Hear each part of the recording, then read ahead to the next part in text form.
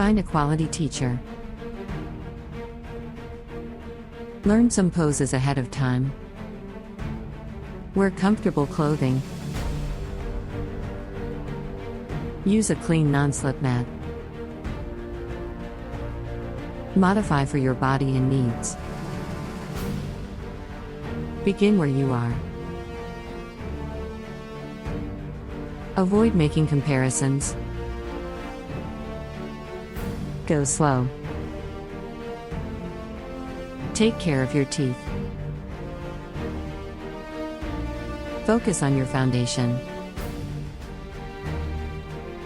Stay hydrated. Remove distractions. Set an intention. Breathe.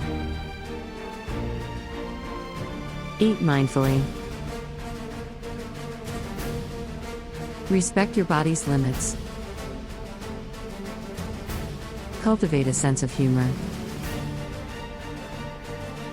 Savor Shavasana. Maintain a regular yoga practice.